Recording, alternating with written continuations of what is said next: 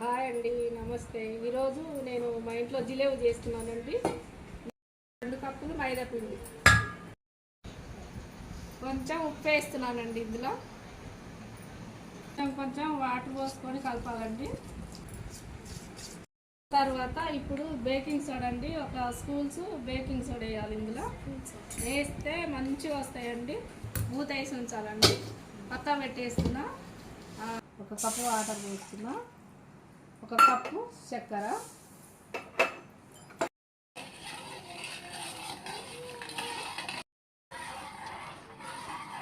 పాక వచ్చేదాకా కొంచెము ఫుడ్ కలర్ వేస్తున్నా అండి. ఇష్టం ఉంటే వేసుకోవచ్చు, లేకపోతే లేదు. ఆరెంజ్ కలర్ వేస్తున్నాను. కొంచెము నిమ్మరసం వేస్తున్నానండి.